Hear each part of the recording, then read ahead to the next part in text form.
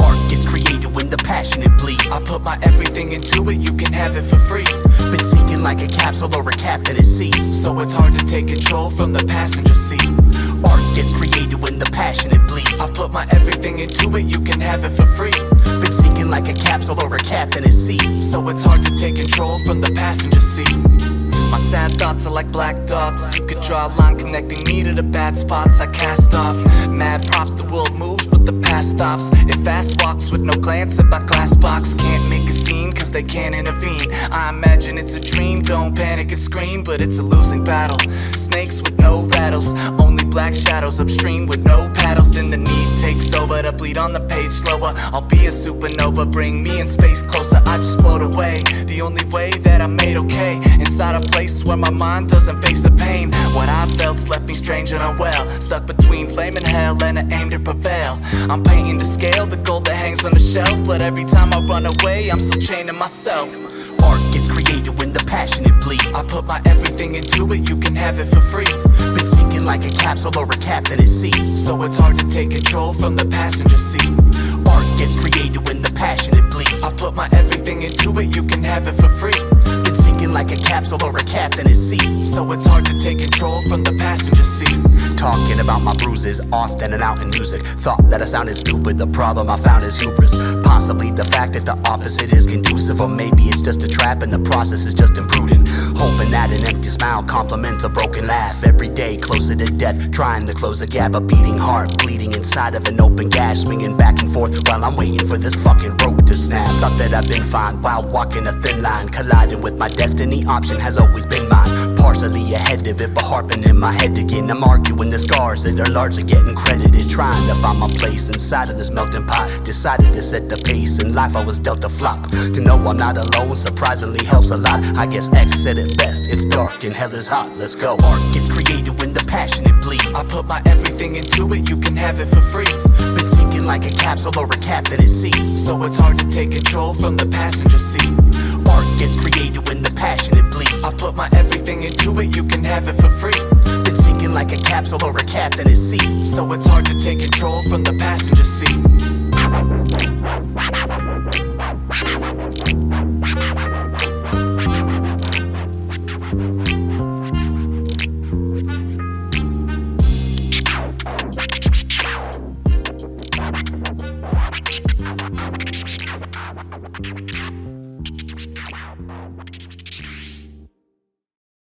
Welcome everybody. And your boy Maz, and today we got some special guests for y'all tonight. We got the hip-hop trio Tung. Yeah. Welcome, y'all. Thank you for having us, man. We appreciate it, you guys. Seriously. Of course, yeah. Glad we could make this work. Thank you for scheduling with us. I know we're a little sporadic right now, but thank you guys. We appreciate it. Got to get our hip-hop out here, local hip-hop. Yeah, no, I mean, you're doing something great for the community, so thank you for that, too. Seriously. I mean, it's far and few between that somebody or anybody does something of this stature for the community, so hats off to you guys already. Thank you so much. Absolutely. Yeah. Shout out to Mrs. Pearl as well, Dan Hubbard as well. Absolutely.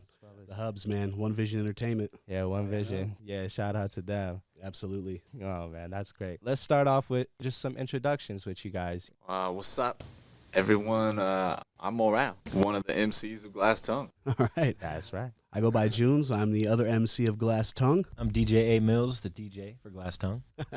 And that's us, the trio, old Rap Dad trio. Warm welcome. Alrighty, I want to start off with one question for you guys. Did you guys start music early in your life, or was it something that you guys started at a later thing? I'll go first on that. Music's always been a part of my life. My father's a musician. I've been around music and live shows since I was a baby. There's pictures of me on stage in like diapers and stuff like that with like a little fake guitar. But as far as me doing music, I don't play any instruments, and I didn't really start rapping, like writing stuff down until I was like 20. Wow. So I'm kind of a late bloomer to that. But that's pretty much it for me. I've always been around music, but never really jumped in until a little bit later until I felt confident. Yeah. Yeah. It was one of them things where you just kind of like, you knew you had a gift. It was always something that you could express. Yeah. Always loved music, all different kinds of music, listening to it, huge fan of it. But yeah, nothing, I didn't think that I had anything serious until I was about 20, until I started showing people stuff and trying to find other people that were rapping and felt comfortable to freestyle in front of people. It was pretty far and few between.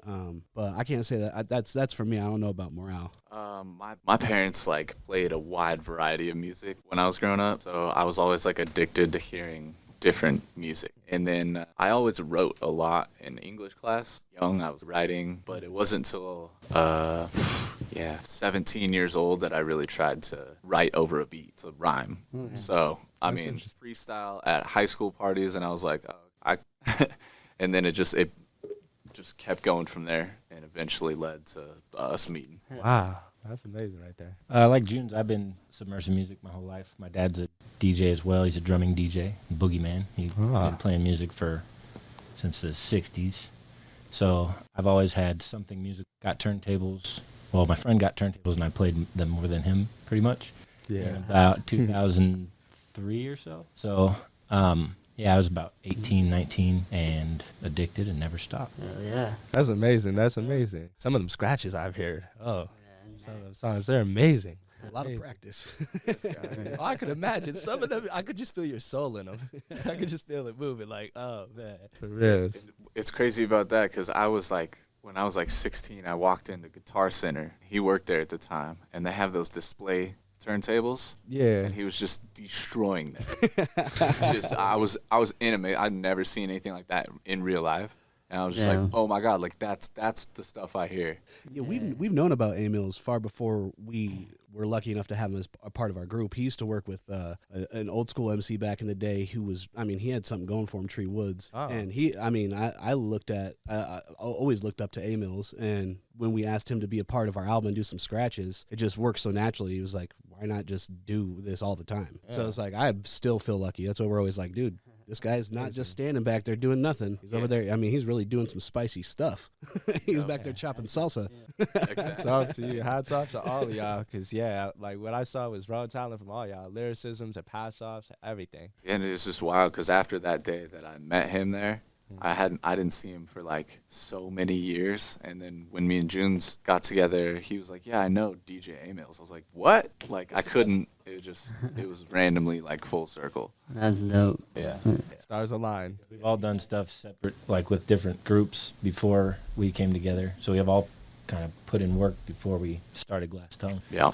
So definitely came from different foundations before it was made. I think, all of us had like a good couple of years, at least 5 years working with other people, playing shows, building consistently, writing songs, recording, prior to all of us meeting each other and like working on something. So we got to get through all of the beginning stages of learning how to work with people and learn that stuff. We were already kind of prepared for it and was just ready to jump in feet first.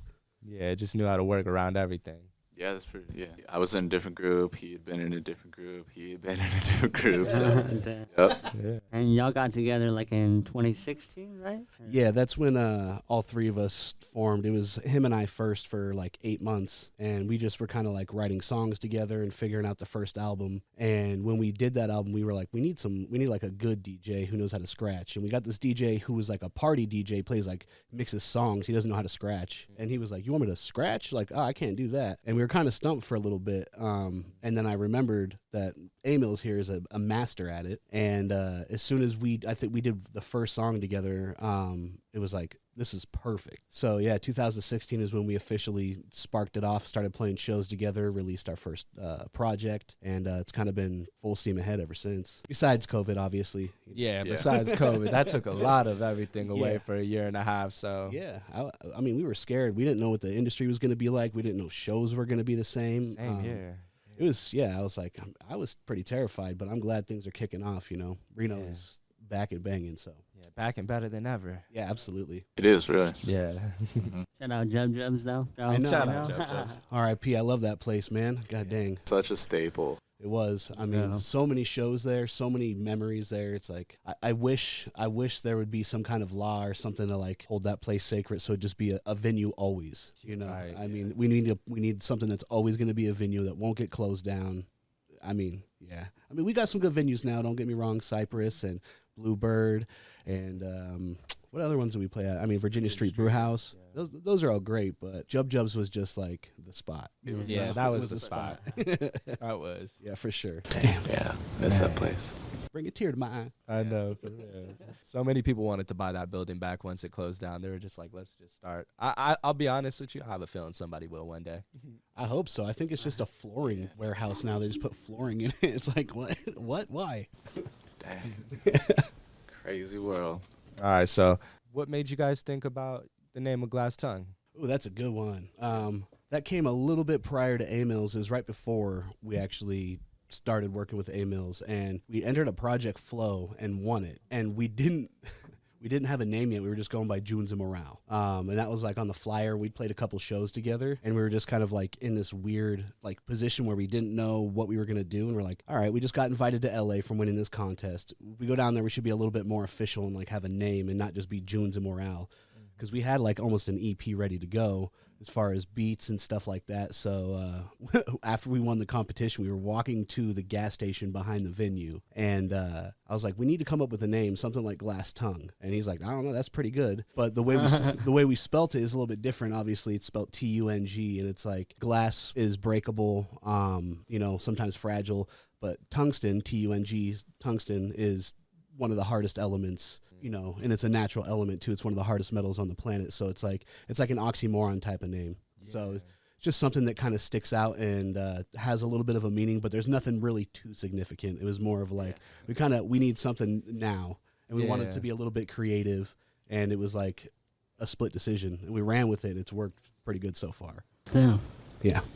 That's amazing. That was meant to be, huh? Yeah. Yeah. Hopefully. Yeah. It's working.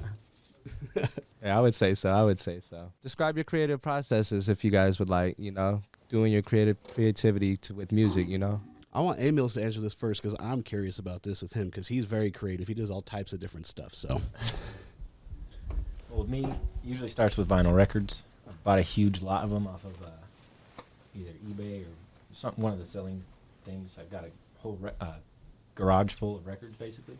Mm-hmm. They said we have maybe 300 or 400 records, and I get there and it's like filled our whole entire car. It was like 1,500 to 1,700 probably. Whoa. A smorgasbord of records to listen to. Whoa. So I've been kind of sorting through those for years and searching for samples, just anything that catches my ear that I want to kind of mess with. And then on stage I bring with me a 505, RC 505 made by Boss. And it's a 5-track looper, basically.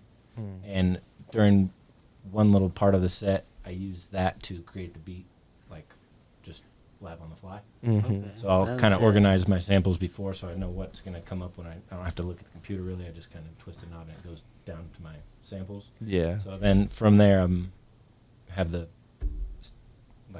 guitar, whatever I start with, the main sample that everything kind of follows is on my right turntable, and then I add drums, either play them with samples that I've also organized via MIDI in Serato. Go through I don't know if you guys make beats or anything, but you just go through kick, snare, Yeah. hi-hat just for hours. Layer those into that, assign them to the pads, and then add the drums, usually some type of melody or bass line, and then from there I usually find a song that has different samples about scratching or just stuff that to me either sounds funny or just sounds dope. Yeah. And start scratching from there and hit save or hit delete. So it's pretty much just records that develop into beats, just like that. Hey, that's old school. That's old school right there. When we're on stage, I'm like, he's not just standing back here, and that's exactly what I mean. Yep. I mean, when he's doing stuff, it's like something different. Like we just got a bigger screen for the front of his table with a camera that's looking over, so people in the crowd can see what he's doing from a top view. So we're like trying to add another live dynamic or element to the live show. Yeah, That's really interesting right there. yeah. I think that'd be a crazy way to, that's an amazing way to, make a DJ have their creative process be shown throughout a show, because most people see the MC or overlook the beat just because they hear a nice bounce. It gives you time to just take a look at everybody's talent. That's exactly what we feel about it. We want to showcase what he's actually doing, because he not only does he scratch and crab scratch and juggle, and he does all types of stuff. Yeah. I mean, he used to do like 360 spins behind his back under his leg. Like he'll do the old school stuff, the new school stuff. Yeah, I mean, he's a master of many skills. I mean, that's why I wanted him to go first because my creative process is pretty basic. I mean, it depends on if we're making the beat ourselves or if we've gotten a beat from one of the producers we work with. Could be either or, but it usually starts with one of us writing a verse. And whoever writes first is kind of sets the tone of the song.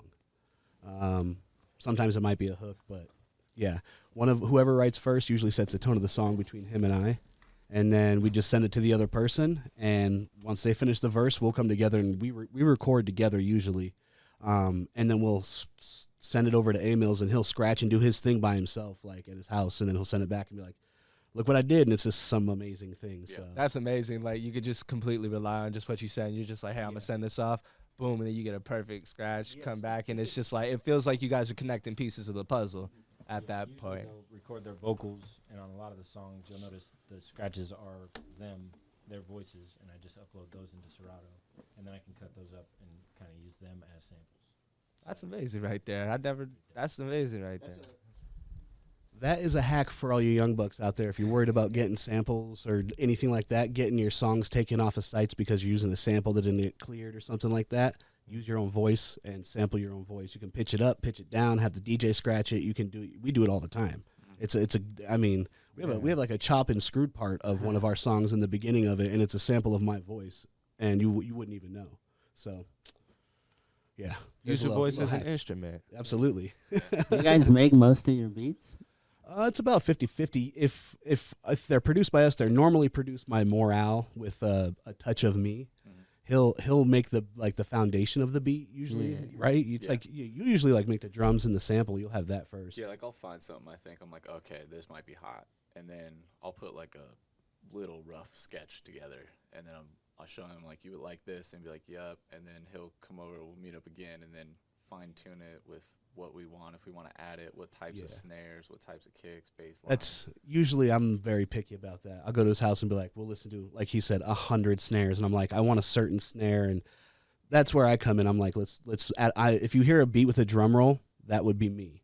If our beat has a drum roll going in or out of the hook, that's my shit. I love that. So I'm always like, yeah, he'll basically make most of the beat, and I'll come over and be like, here's my opinion. I think we should drop this out. The beat should drop here, drum roll here. We'll do a different hi-hat. And he's so good at these programs that he's just like, changes it all up, and there we go. So it's about 50-50 for as far as what we make versus what we purchase from the producers we use. Don't ask for beats for free, guys out there. Pay your producers, man. It's not easy to make a beat, so I mean, pay your producers. Yeah, at the beginning, like when we first started, I had a lot of beats that I had been making, so a lot of it was definitely me, like in the first part. The very first album was 100% him.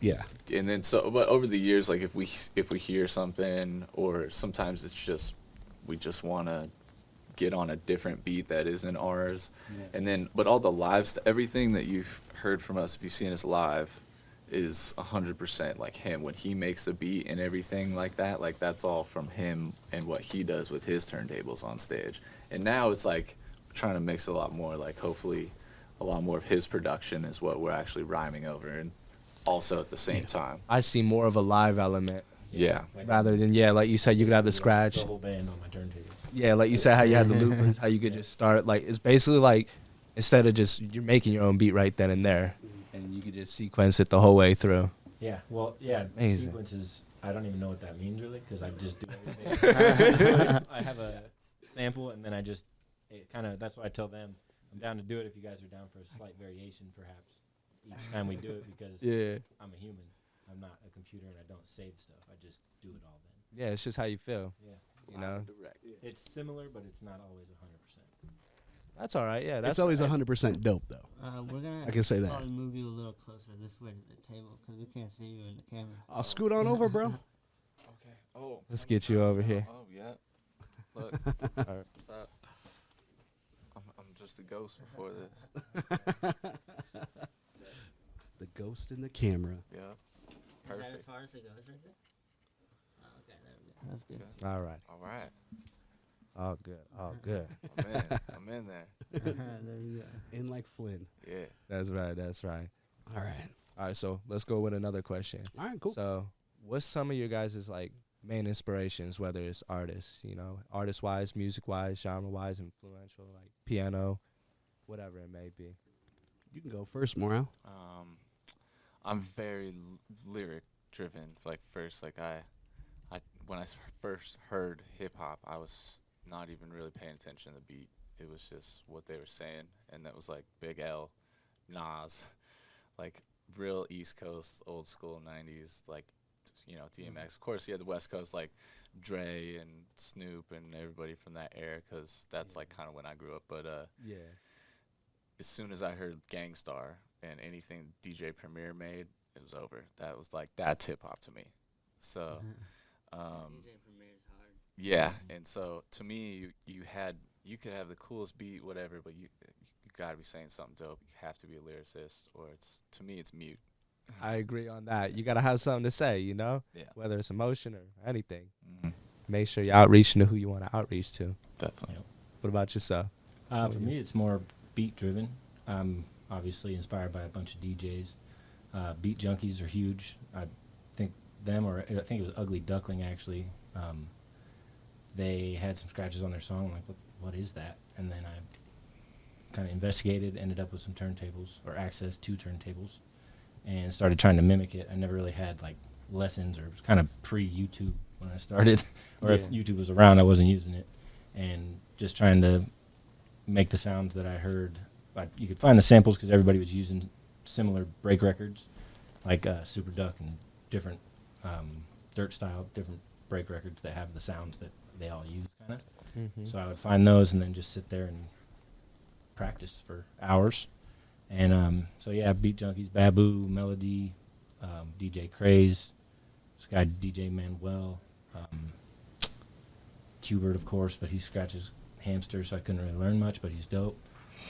Hamsters when you reverse the crossfader, so when you're cutting in, your thumb's pushing it, and when the way I scratch is, I guess, regular. When your middle finger comes in, it cuts the sound on. So yeah, he has like a whole Scratchlopedia type deal. If you look on YouTube, there's like billions of scratches he's made, and he teaches you how to do them all, but they're all, I could probably figure it out, but it's all backwards. So I just kind of figured it out by listening. That's crazy. Wow, that is. More of my stuff.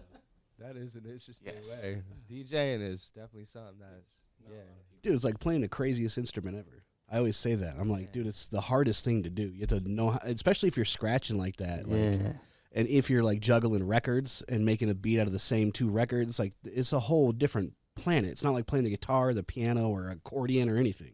It's crazy, dude. It's so hard. And people don't understand that. They assume that it's probably not that hard. And it's like, it's so hard. It's so damn hard. So hard. Yeah.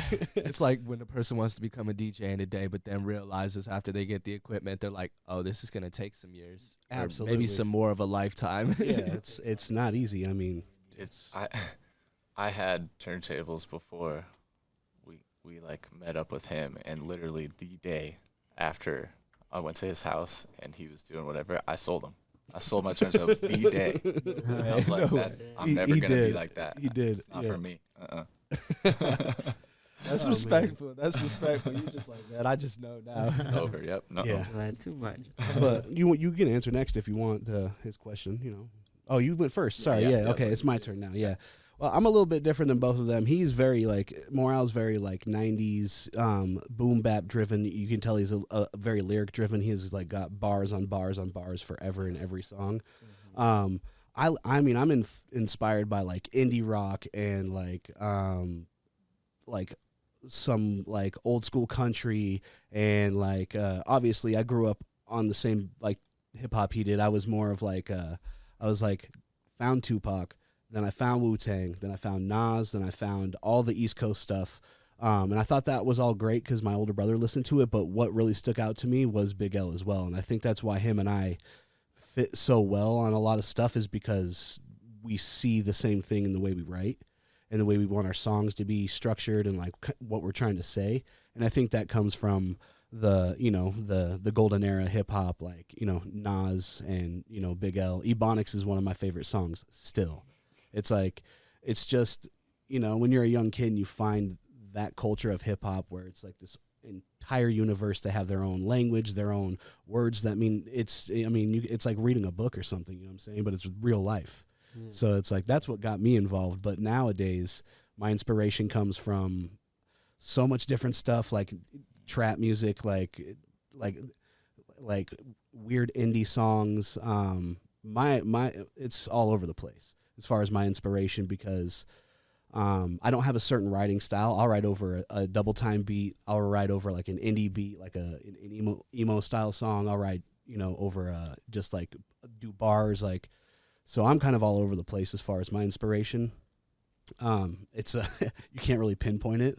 One day it's this, one day it's that. That's sometimes why we don't make a lot of music, because I will start writing a verse about this, and then I move over here and start writing this, and then eventually we've got 4 songs done. We're like, oh, all right. It just it's a lot of weird puzzle pieces inside my brain. So yeah, it's like how it aligns. Yeah, it doesn't seem like it might come together. You'd be like, I got 4 pieces. Exactly. The next thing you know, 4 songs come out, and then 4 different vibes. That's how our last projects were. It was like we were just writing these different songs, like pieces of them, and then all of a sudden we're like, that song's done. This one's almost done. That one's done.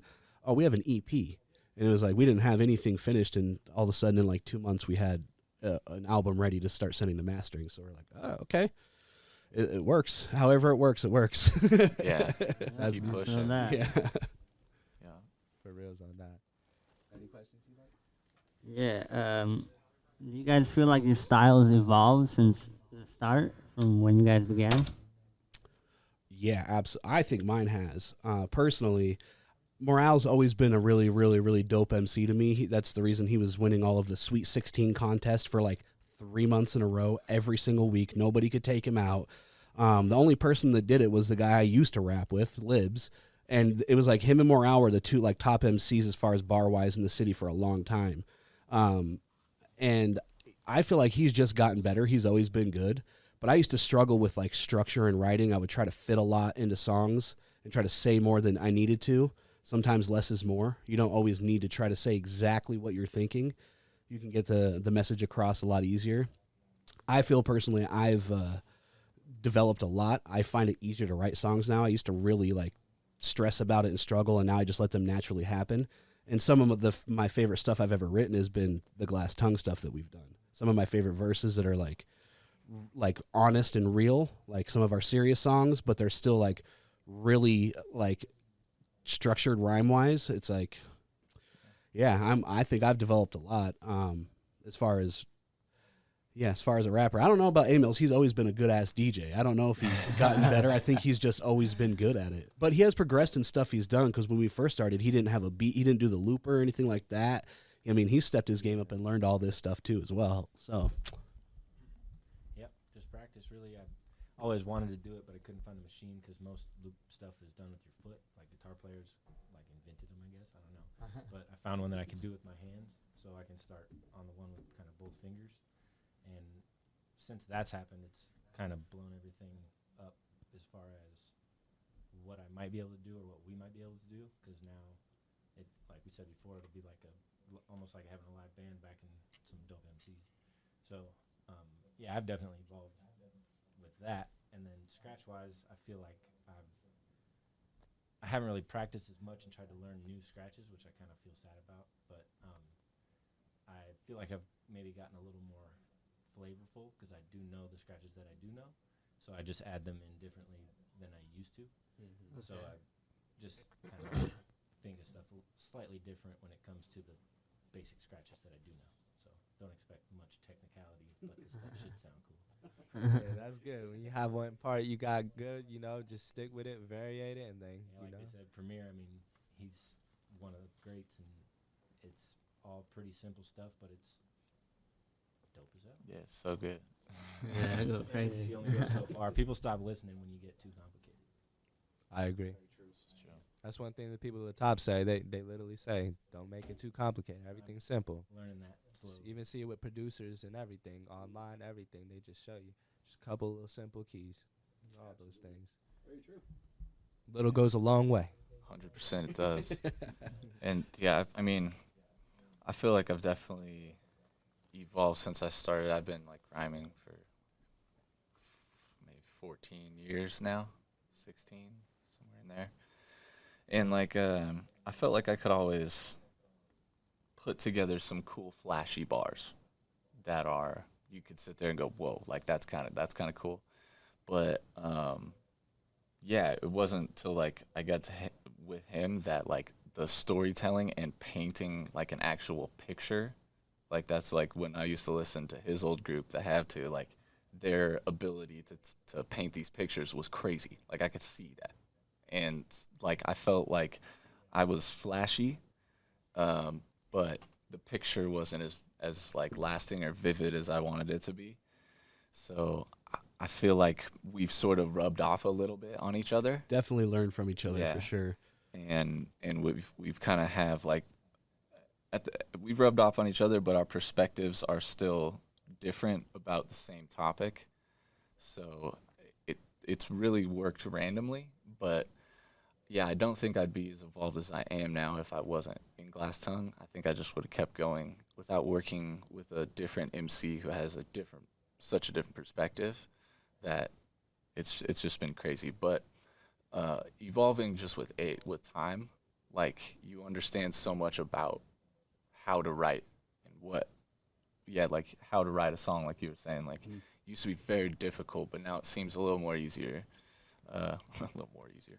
I'm good. I got this, guys. I know that feeling. Yeah, and just how you want to structure it. Like a lot of times, I know how the song's gonna end. I just need to write the beginning. So something like you sort of know what you want the longer you do it. So double-sided answer, but yeah. I get that too. I get that to a very good extent. Yeah. Yeah, with writing music, it's a whole creative process, and yeah, I'd agree to that. It's totally. beautiful. It's beautiful. Yeah.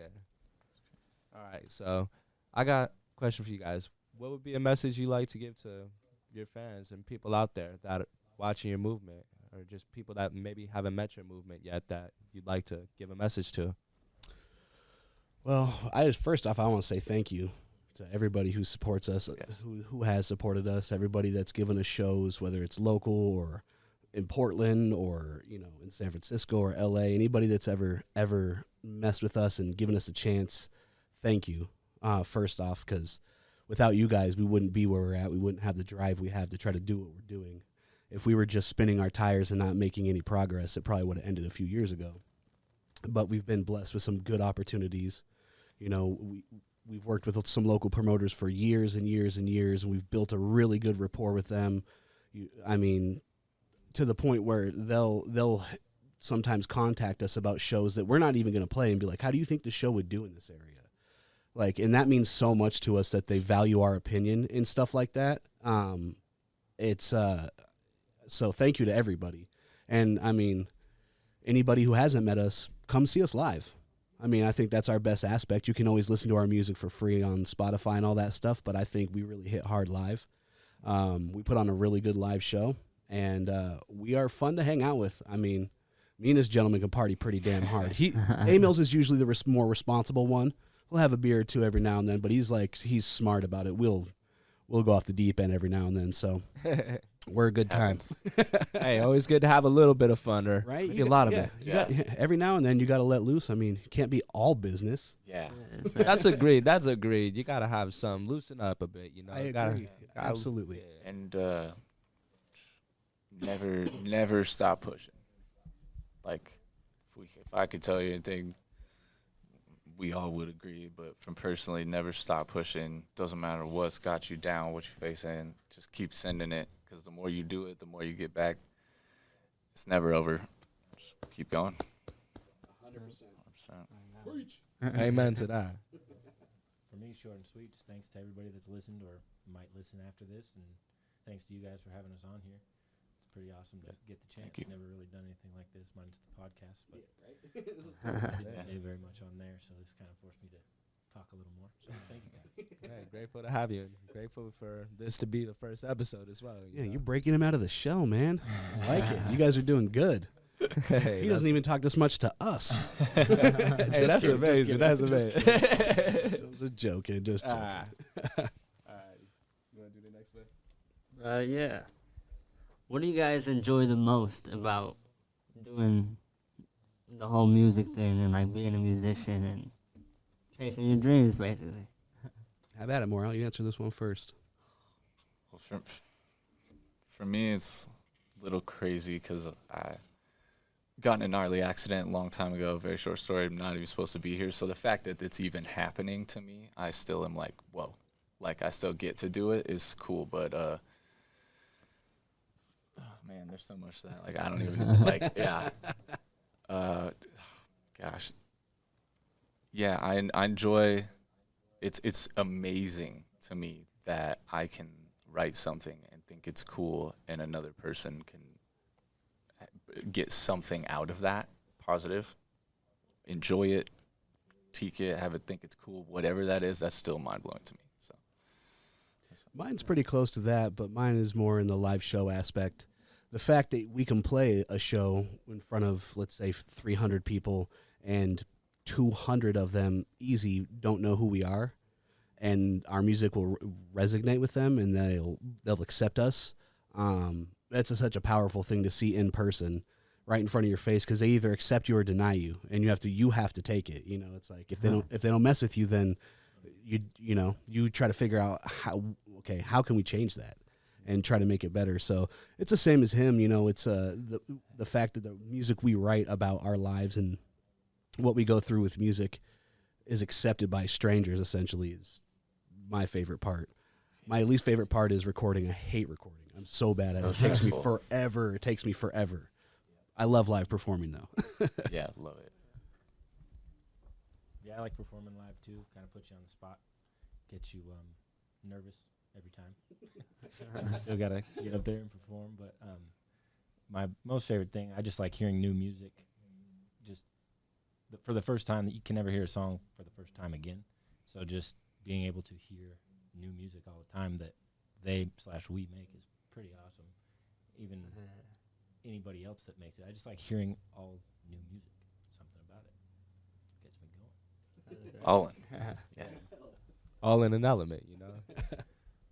That was a very like heartfelt answer. I like that. Dope. Yeah.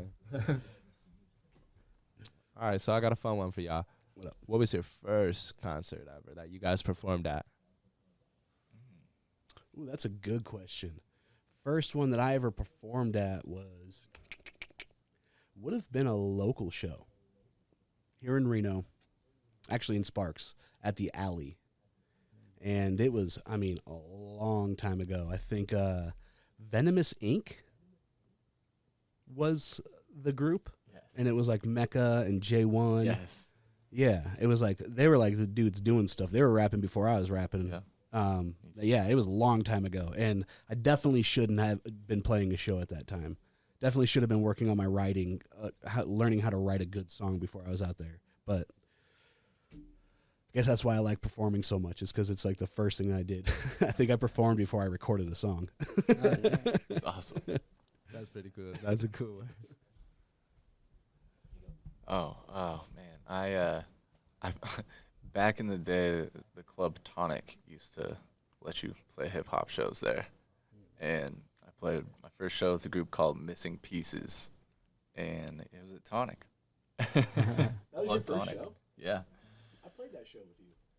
That's right. You were there that. That's how I found out about who you were. Yes. Who you guys were. Yeah, that was Oh, the first time wow. I Yeah. ever. I played like one house party, but that wasn't like Yeah, no, sort of a house party. I remember that. That's so funny. Yeah, no, that was the first one. Damn, that's crazy. I feel like my first time performing, like DJing, was with Vinyl Records at the Green Room for an open mic. So it was like kind of spinning before, playing stuff back and forth, and then when everybody started freestyling, I would be the beat selector basically, so keep everybody freestyling. Yeah. But as far as like concert type stuff, it was with Element, and it was I don't remember what the event was, but it was downtown Sparks, like outside on a big ass stage. And I just got a new laptop to get Serato up and running. Was all pumped. made sure it all worked. Got there, spinning wheel of death, got us for like probably 5 to 8 minutes. I had to like restart my computer, try to reboot it. They were like beatboxing. I felt like such a dipshit, but it wasn't my fault. But that was my struggles of the first show, is my computer. Now maybe that's why I'm so nervous about all my stuff every time we go on stage. And Like, is my stuff going to work tonight? Yeah, computer. technical Because the very difficulties. first time it took me for a spin. That's true. You only have to worry about mics. That happens. Yeah, right. Oh, man. Oh damn, yeah. Those first show struggles, man. So if you're out there like playing your first couple shows and you're like, doesn't feel like it's working, trust me, that's how everybody feels. Everybody goes through it. What you have to do is learn how to perform better. Practice a lot. That's one thing we can tell you we do. We practice all the time. If we have a show, we'll practice 15 times before we play one show. The same set over and over and over and over. If practice makes perfect. You think Kobe was as good as he was because he didn't practice? Jordan didn't practice? No, they practiced more than everybody. That's what gave them the edge. Yep. Put in that extra work, it will go a mile. It will take you so much farther, and I can promise you that from experience. We're old. I'm old as shit up in here. I'm closer to 40 than I am 30. I'll tell you that right now. And we've been doing this for a minute, so I'm not telling lies. Yup. This is tried and true. Yeah, and it's got to be official. Like, whole setup, travel to his house, act like we're going to be on stage when we practice every time, 3 times a week, sometimes more. All right, yeah, so you guys sometimes get in those 4 3 times a rehearsals. week, and weeks before the show. So Dude, if I could go to the gym as much as we practice, I'd be in such yeah, good I'd be shape. Yoked. I'm so lazy compared to that. Yeah, and it changes because I never practiced like that with any of my other groups, and then even with him, and we started really grinding on the practice, and stages are just second nature now, like being on stage. It changes so much. Yeah, when we get lucky enough to play out of town a lot now, and so when you go into a different city and it's just you and your 2 dudes that you rap with and shit, and you're in a city full of people, you don't know anybody. It's you have to be comfortable somewhere. You're not comfortable at the merch table because everybody's looking at you because you're from out of town. You're not comfortable backstage because you're from out of town. And nobody really knows you. So the only place you have to make sure you feel comfortable is on stage. That's your one job, is to rock the show. After that, once you do that, and then the crowd's like, all right, these guys they do their shit, then all of those nerves go away. As soon as we're done, it's like, all right, now I can have a beer and chill. Yeah. Yeah, and when we were in Fresno, I'm like having a full-blown meltdown in my head, like 20 minutes before we go on. It's like, why am I a rapper, man? Why do I do this? Yeah, and then so the house DJ, who happens to be part of Living Legends, he announces us like, everybody, I've never heard of these guys before. Make some noise for Glass Lung, and we're like, oh, you motherfucker! And we go up there and we just crush it.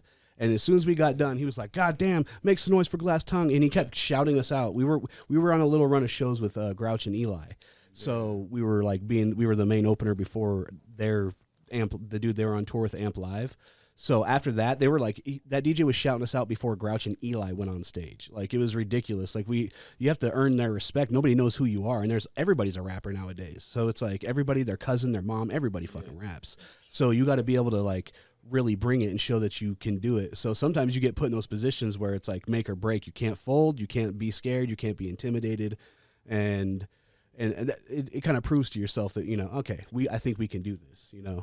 So yeah. Like, because Reno's a pretty accepting city of everything. There's especially when all your homies are at the show, Yeah. and you've been rapping in the city for 10 years. You know a bunch of people. It's it's like It's a nice It's just city. another It's a bigger nicer practice. city. Yeah, it's like I love Reno. That's the reason we rep it the way we do everywhere we go. It's like Reno has so much talent here that's nobody knows about. There's from people who make music videos to people who make beats to artists to rappers to every aspect. There's a ton of talent here that nobody knows about. It's a B market in the industry. 775 be going hard, dude. There's so many I agree. good MCs here, and like it's just that's where we're like, we're from Reno. We got to check out Reno. Come to Reno. It's like we have something special here. We just need to show these people. And there's a lot of talent in the city. so true. And I feel like sometimes from the outside, if you you don't live here, it gets a bad rep, or it feels like anything. But if trust me, because I've done it other places, if you're dope here, you are dope anywhere. Like, it's not a different level of dope. Dope is dope if you're this good here or this dope here. Put it's yourself same in an way. uncomfortable position in another city. It's- Copy and paste. You don't. Yeah. You don't know unless you try, right? Yeah, it's true. Gems. Right on that.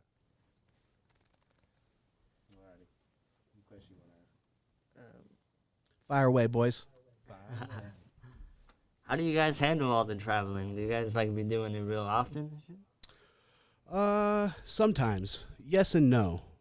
We have these weird spurts where we go on these like runs of shows where we'll do like 5 days on the road, and then we'll play like, you know, a couple home shows, and then we'll get offered another couple of shows out of town. But we were playing shows like this on our, like, booking them ourselves and finding locals in other cities, like in 2017, 2018. We were doing our own tours back then.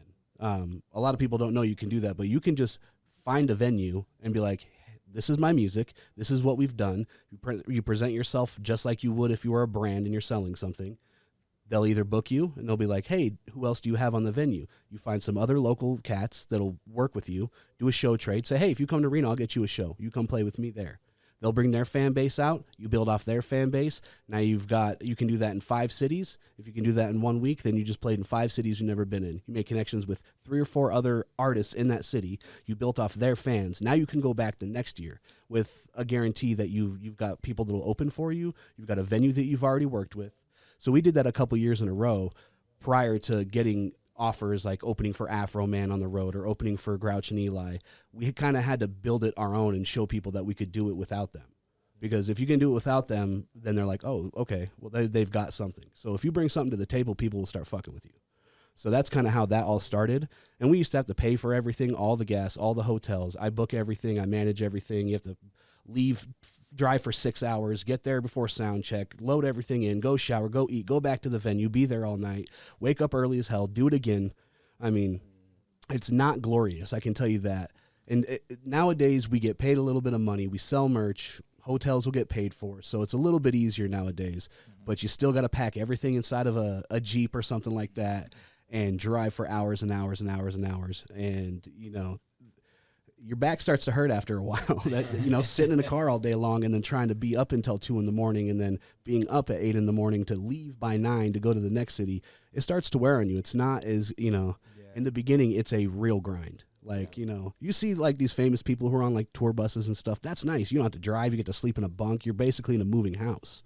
You know, it's not like that for a very long time in the beginning. You go from your car to like a passenger van. Then if you're lucky to a tour bus.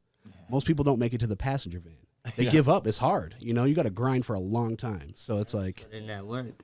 it's just, we got to work with each other because, you know, you're stuck in a car with 2 other dudes. You get on each other's nerves. You argue about shit.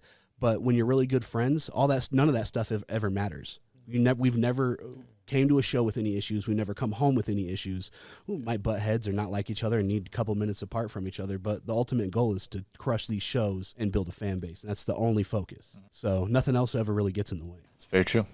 And when you just put the focus on the goal, like, it's a lot easier to manage in ways, especially power in numbers. When you have 3 people that want to do just that, it's going to get done. Yeah, you might have someone that's not feeling so good or kind of down about it. You know, maybe you didn't have a good show. You know, maybe there's 8 people there and you're playing in the back of a Chinese restaurant in Medford, you know, which is a real thing that happened to us. Twice. And yeah, and it's, you know, you're like, God, why are we doing this? You know, we're like, we got paid $100 to do that. We got to go cash this check and the bank is taking a percentage because we don't bank with them. Yeah. Like, we're paying money to play this show. Then, you know, 5 years later, you're like, oh, now we're making a nice little chunk of change and we get to play in a nice, you know, a sold out show in a different city. That's why you do it. Yeah. You know, you don't know what's going to come down the road, but when you get to play in front of 500 people in a city you're not from and you're the, you know, the main opener for the tour, that's when things start really working out. That's when you can sell merch and make money and just don't stop. Like you said, just keep grinding. And just keep grinding. And like understanding things like before I got with him, because he has been doing a lot of stuff on a bigger level before I got and we started Glass Tongue. So, oh man, I say so much, but yeah, keep keep grinding and just don't ever stop. Like I love it. I have like so many branches. Let's say I can't even start on one. I like that. I like that. Yeah. How do you feel about the traveling though? Because you're always quiet about everything. You keep everything inside. I mean, it's usually fun. Yeah, I believe him. You don't lie. Yeah, sometimes, I mean, it's like, fuck, this night's late, and then we gotta wake up. Like you said, it gets tiring. Gotta pack up all my stuff. Try and hope that the Jeep doesn't break. Find a Yukon to rent, or like a Yukon XL Uber. Hoping that the turntables fit in the That back happened of it. too. Remember in my San God. Francisco. Because they're all in a coffin, so you need something big to fit it in and us. So yeah, there's struggles, but overall, it's a good time. I wouldn't keep wanting to do it if it wasn't a good time. Yeah, definitely gotta have fun in this. 100%. Yeah, I feel you on that. So I would say that's what y'all enjoy most about being a musician is live performances, going out there and traveling, seeing the road. Absolutely, that's one of the biggest benefits. Is like, I mean, I wouldn't go to Ashland, in Oregon. I had no reason to go there unless I was playing a show. But then you go there and you meet really cool people, and it's a dope little town. Like, they got cool ass smoke shops. Like, it's really cool, especially when you get to make essentially friends with people who listen to your music. You go back, they come to your show every time. You know them. You're like, oh, Jared, where's your girlfriend at? Like, you know them. They're your homies now. And that's the best part too. It's because it's like you start to build relationships with strangers over a bonding of your music, which is crazy. Because I'm a terrible rapper. I'm self-deprecating. Like, why do you like me? And they're like, well, because I'm that person too. So it's like, all right, we're the same. You're like, I feel welcomed. Exactly. That's awesome. Exactly. So, I just popped in my head what I was gonna say. Well, then I say just had one little tiny thing to add. Oh yeah, and anybody rapping out there, like, I used to think when I was young, like, I would perform for a rapper who was coming through who I looked up to, and he would notice me, and it would be all good, and he would take me with him, and like nobody's gonna do anything for you. That's so rare. Nobody's gonna give you a chunk of their money because they're going to make it at that show too. It just doesn't happen. But your own ride is right there, and you can do the exact same thing. Yeah, leading off of that, if you guys want to do something in music, find an artist that you like that's successful and build a model plan off of what they're doing. Post the way they post. Just look at the way they do stuff and why they're popular, and try to do the same thing but with your own touch to it. Don't copy them, obviously, because that's just whack. But I mean, there's no recipe or blueprint to succeed in music. It's different for everybody. Some people are overnight stars, SoundCloud rappers like that, they get found. There's people that have been grinding for 15 years. There's people that write songs in the industry that people don't even know that are millionaires. You never even heard their name because Post Malone sings their songs. I mean, there's no recipe. So if you can find a way to do it that works for you, do that. Don't think that you need to copy somebody else if it doesn't work for you. If it does, follow that 100%, because there's a lot of deterrents and a lot of people that are going to hate on you, a lot of people that are going to want to stop you, and you have to block all of that out. Because, I mean, if I stop making music the first time someone's like, you're not good at music or you're not going to be successful, I would have been done 15 years ago. It's like, use that as fuel. Use that as fuel to prove them wrong. 100%. I agree with that. The farther you get away with that fuel, you start to realize, you start to look back, you're like, I already made it this far. Exactly. What's the sense of turning back? I can keep going, and you still got the skill set, You're not back where you were at when you started. 100%. It's true. I used to think when I very first started that I didn't even know if I could ever record a song, let alone would I ever think to get to play a show.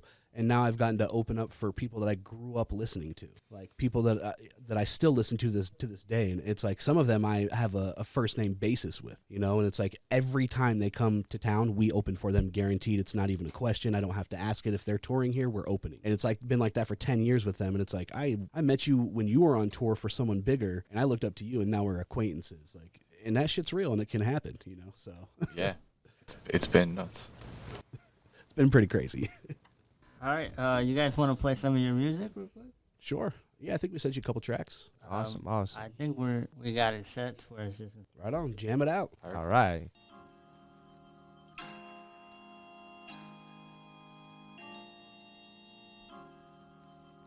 They say I'm special, I came back from being wasted, but still addicted, born dragon so I chase it. I'm just trying to trade all these smiles for a spaceship to leave. My world's been spinning since the blade shift. I find solace from the sounds of a speaker box. I couldn't find it in a shrink or a priest from God. No college, no career, always leaving jobs. No peas and pods, looking for some decent odds. No significance, others galaxies away. Can't sleep at night, how the fuck can I seize the day? Stone belligerent, trying to mold this piece of clay into a better me with dreams that it leads the way. I'm tall enough to stand out, but I'm still overlooked. Who wants to read 1,000,000 pages? They just close the book. It wouldn't catch the eye, it's dirty like a rose's foot. Hoping I could swim by quick before we close the book. Holding on to my own ground. Now I don't praise nobody, I'm a lone wolf running around. Now I done made my peace with them. Still they hang me for my sins, but I'm right here standing on both feet, holding it down. Talk to me now. It's been a cold wind, sending shivers into my bones. Throw my hoodie up and walk, fighting my way home. The moonlight illuminating everything it might touch. While I'm thinking on thinking and how I might do it too much. But I've been dope from my cranium down to my calcaneus. Too many fucks to give, lost inside my brainy wig. Going through the day to day, living with these veiny wrists. Slice them open and drown in the passion I've been dealing with. I'm going nowhere soon, that's what my devil likes to say. The angel says hit the bar at noon and get blown away. Mayday, you can only blame it on the captain. And climb out of my beer bottle boneyard like nothing happened. I'm nothing but a problem wrapped up in a mess. Take another breath, hopefully you'll forget. Looking out the window at a pier on his quest, when I'm only out to kill the man who beat the horse to death. Holding on to my own ground. Now I don't praise nobody, I'm a lone wolf running around. Now I done made my peace with them. Still they hang me for my sins, but I'm right here standing on both feet, holding it down. Talk to me now. No time to take a breather, meet your maker, make believers. Take a knee to make them bleed, wait and see which way it teeters. It's living room therapy, dip the noose in kerosene. The kid and Judes can barely breathe, kiss the moon and bury me. Daddy loved the drugs more, mom she was a drunk whore. Grew up in the trailer court, sleeping on the mud floor. Big brother lost his way, middle brother rots away. Little brother in the oven, middle son thoughts display. Problem child, caution tape, probably should be locked away. Often wild, caught the smile, walked him out, got lost in space. Fast forward 10 years, crash course, head steer. Stepping out the back door, mad poor, death's near. Smelling of a whiskey, dwelling in self-pity. I'm dealing with the shell of myself in this hellish city like I'm worn out. But I'm also feeling born again, torn within, stuck between the stork and finite soul or swim. Holding on to my own ground. Now I don't praise nobody, I'm a lone wolf running around. Now I done made my peace with them. Still they hang me for my sins, but I'm right here standing on both feet, holding it down. Talk to me now. Yeah. Thank you. God, I haven't heard that song in a long time. that's been a minute. I don't really listen to our old music. Yeah, not a lot. No. Yeah, it's I like that nostalgic. one. Yeah. That was a. That hook go nice. We got a double feature on that track. We got our boy Melancholy, and then the big homie Grieves, who was on Rhymesayers for like 10 years. He's the guy who did the hook on that. He's got that velvety singing voice. Just a new one. We've been gung-ho, asking where the fun go. Cause this has been a blast, we spit gas and never run low. If we on the show, make sure your ass is in the front row. Cause we don't finish last, we go 0 to 100. This is action-packed, don't relax, we surpass the cusp. Punt every track, then match what an assassin does. Bring the best till we turn our lives back to dust. That's where they find it hard to grab the mics after us. Turn scrap and rust to platinum cuff. Can't match, then this life just ain't attractive enough. We never hold back, we want the whole stack. Never fall flat, in case you didn't know that. I tell them this is no craze, check the time that's elapsed. They say amazed like we shining beams of life in the crack. Keep it moving forward, never hold tight to the past. We fly fast, we view life through both sides of the glass. We're coasting through while the rest are just slow to move. We broke the loop, that's exactly what we're supposed to do. Only a chosen few, gifted with an open view, glass tongue.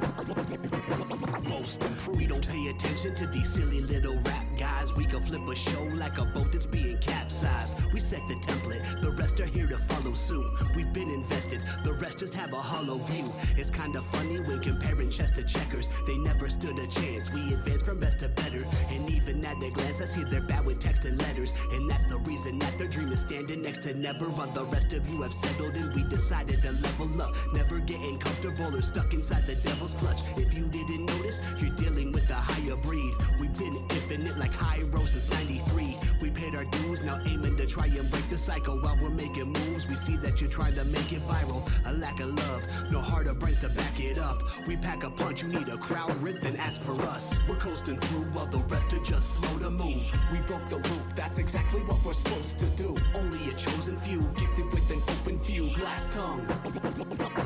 Most improved. Hey, Spicy scratches. For real. spicy scratches. Hey, well, thank you guys so much for being a part of this. Thank you for having us, Yeah, man. thank you very Yeah, much. seriously. Yeah, it was an honor. It's an honor for you. 100% an honor for us. Seriously, this is super cool. I usually get real nervous when I have to talk to people. I'm terrible at the merch table unless I'm drunk. You guys made me feel mad comfortable, so thank you. Seriously, Of course. You guys are good at this. So That's why we call it smooth conversations. yeah, it goes by quick when you're having fun with good homies, right? Yeah. Yeah, right. Yeah, for real. So on that. Well, thank you guys. Absolutely. Thank you. Thank you everybody as well watching. Appreciate you.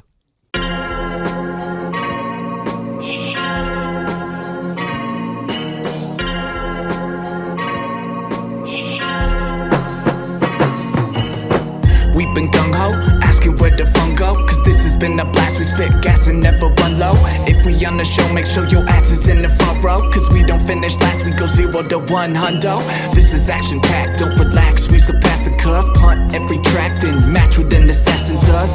Bring the best till we turn our lives back to dust. That's where they find it hard to grab the mics after us.